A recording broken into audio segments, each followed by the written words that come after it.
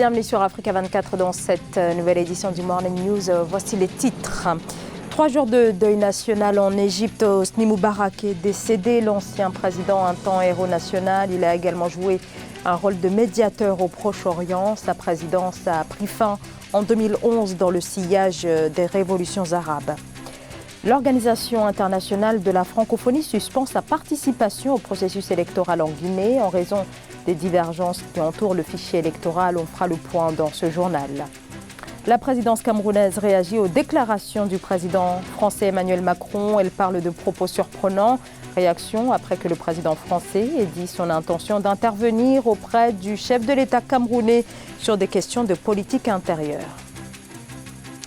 Il a présidé l'Égypte de 1981 à 2011, 30 ans de pouvoir avant sa chute provoquée par un soulèvement populaire. L'ancien président Hosni Moubarak est mort ce mardi 25 février à l'âge de 91 ans. Ces dernières années, il les a passées en prison avant sa libération en 2013. Ibayako.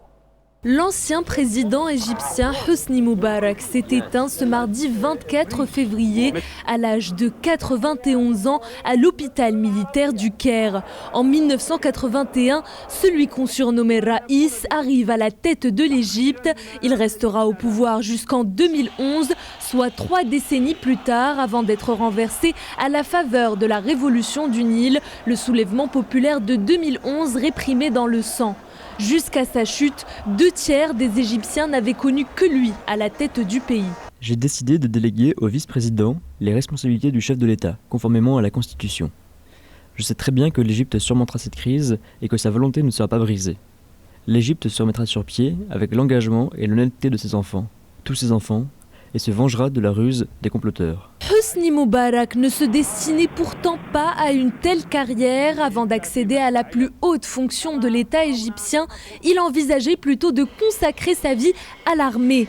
Diplômé de l'Académie de l'armée de l'air, il est nommé en 1972 commandant des forces aériennes égyptiennes.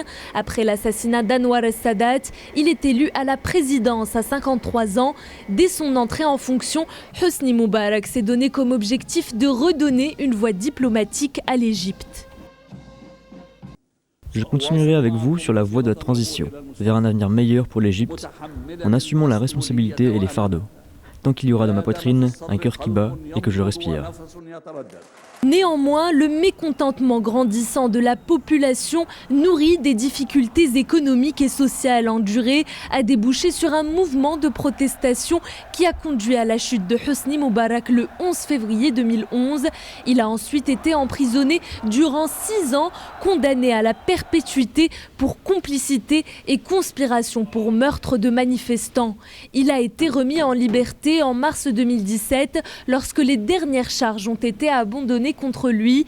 Une libération qui a mis un point final aux poursuites contre lui et au long feuilleton judiciaire qu'il avait contraint à passer l'essentiel de ses 6 années de détention dans l'hôpital militaire du Caire.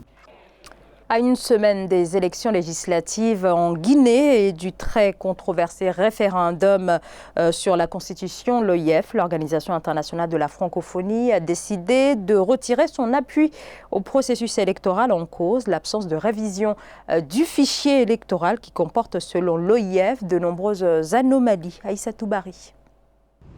À moins d'une semaine de la tenue des consultations à haut risque, l'OIF désiste.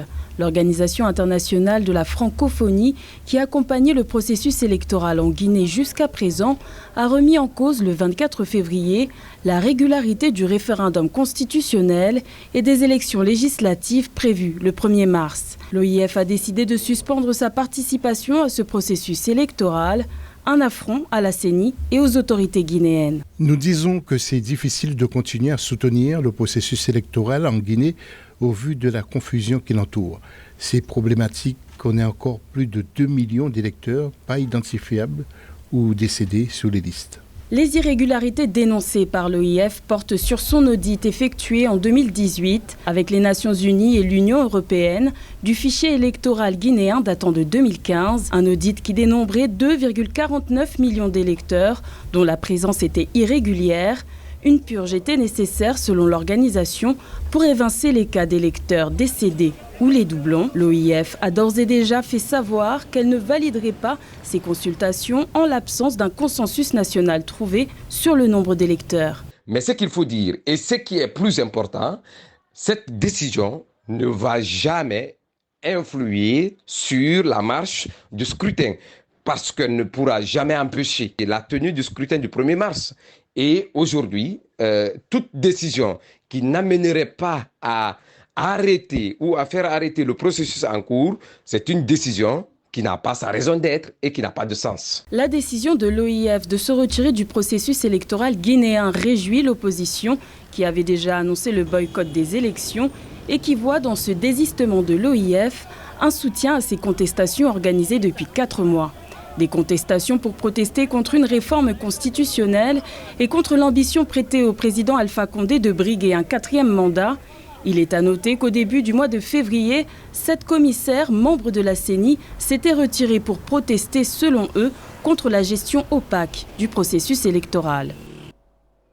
Le président camerounais est comptable de son action devant le seul peuple camerounais, souverain et non devant un dirigeant étranger. La réaction de la présidence camerounaise suite aux propos du chef de l'État français, Emmanuel Macron, qui, interpellé par un activiste camerounais au sujet de la situation au Cameroun, a déclaré son intention de mettre, je cite, la pression sur le président Paul Biya. Nelly Claude Bessa.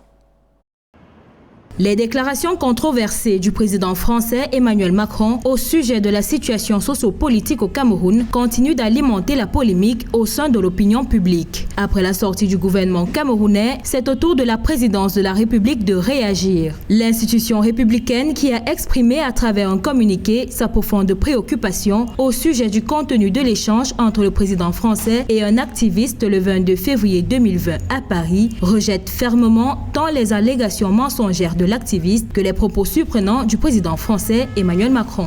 Le président de la République est pleinement engagé dans l'accomplissement de la lourde et exaltante mission que Dieu Tout-Puissant et le peuple souverain lui ont confiée. Il n'a pas besoin pour ce faire de pression extérieure. Depuis la survenance de la crise dans les régions du Nord-Ouest et du Sud-Ouest, il n'a ménagé aucun effort pour y trouver des solutions pacifiques. Ces efforts ont culminé avec la tenue du grand dialogue national, dont les recommandations sont progressivement mises en œuvre. Dans ce même communiqué, signé par le secrétaire général de la présidence de la République, Ferdinand Ngongo a réitéré l'appel lancé le 10 septembre 2019 par le chef de l'État aux pays qui abritent les promoteurs de la haine et de la violence au Cameroun d'agir contre ces criminels et leur a demandé de se garder de se laisser instrumentaliser par leur propre propagande mensongère. On est là dans une perspective qui atteste que la France, en réalité, a maille à partir avec les dirigeants camerounais actuels et qu'elle n'a plus un autre moyen de s'exprimer que de se positionner derrière des activistes qui, au fond, n'ont aucune légitimité à parler,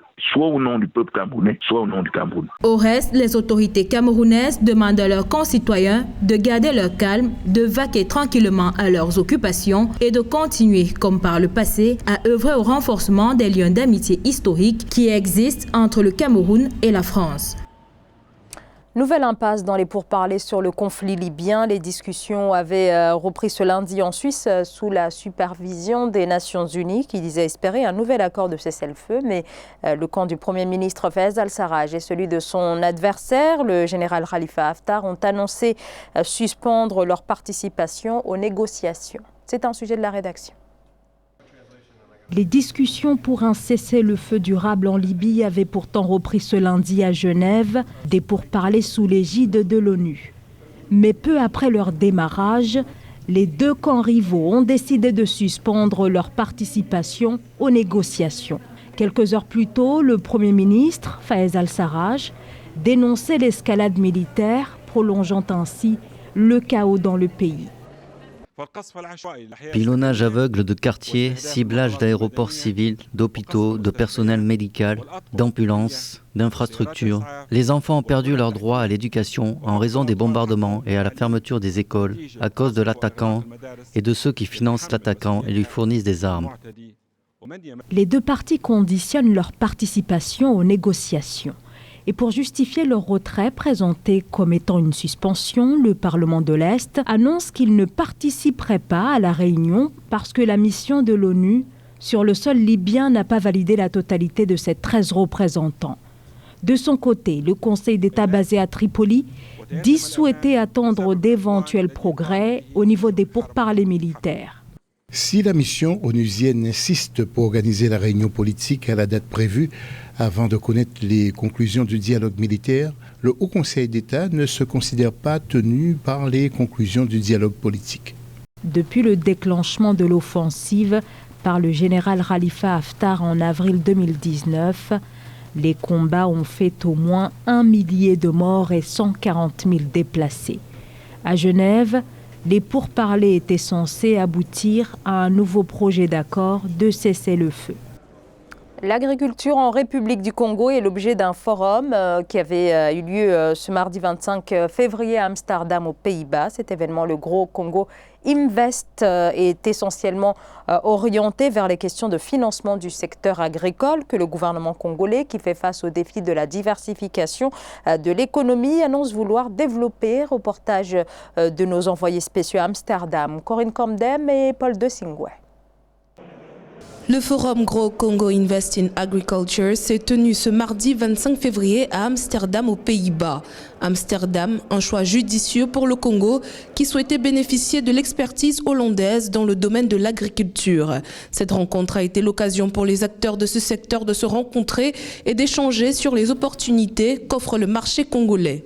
Le secteur agricole au Congo, c'est le seul secteur qui offre énormément d'exonérations, aussi bien sur les bénéfices que sur les taxes sur la valeur ajoutée, que sur les taxes liées au salaire. Et toutes ces dispositions, on les a exposées. Bien sûr, tout n'est pas parfait au Congo, mais en même temps, l'histoire aussi a montré, c'est quand c'est difficile que les gens gagnent de l'argent, et donc c'est pour ça que c'est peut-être le moment de venir au Congo, parce que quand tout sera parfait, je pense qu'il n'y aura plus de place pour tout le monde. Après le choc pétrolier en 2015-2016, l'économie hors pétrole a accusé une forte récession. Pour la République du Congo, qui souhaite retrouver le chemin vers l'émergence, la bonne gouvernance et l'autosuffisance alimentaire sont primordiales. L'autosuffisance alimentaire demande une transformation du secteur agricole pour réduire l'importation alimentaire qui coûte énormément à l'économie, qui vit déjà mal l'absence de devises. Nous sommes très satisfaits d'être venus ici à Amsterdam pour assister au forum. Et suite à cela, nous sommes très contents que le gouvernement congolais puisse nous accompagner. Et nous disons un grand merci aussi au président de la République, le fait d'avoir mis en œuvre des réformes dans le domaine agricole, que nous sommes satisfaits déjà des résultats.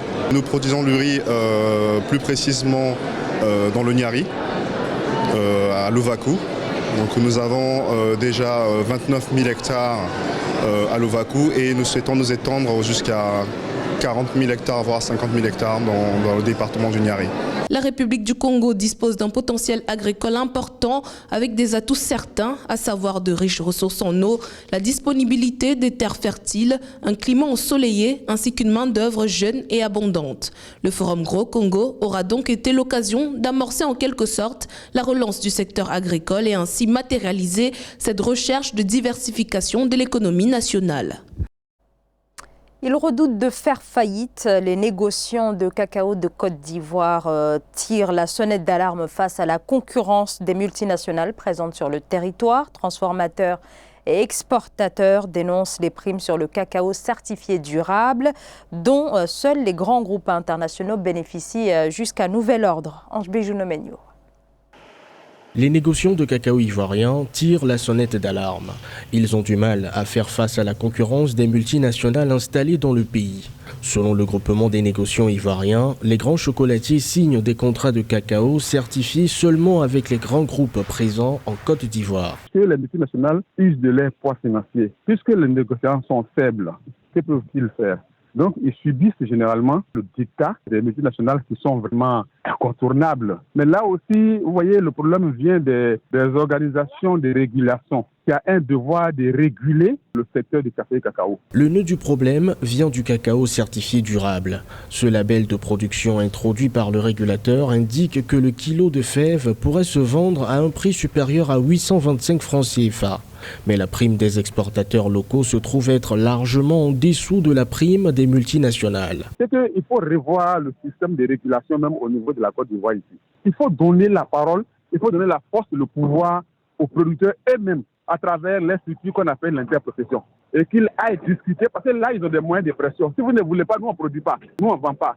Et sans que les producteurs ne vendent pas, les multinationales n'ont rien. La marginalisation des exportateurs locaux dure depuis 2017. Le régulateur national de la filière et le conseil café-cacao n'ont pas encore réagi à cette situation. La production de la fève, elle, continue de progresser pour atteindre 2,2 millions de tonnes. Ce journal a été réalisé par l'ensemble de la rédaction. Merci de votre fidélité. Dans un instant, une nouvelle édition de l'actualité sur Africa 24.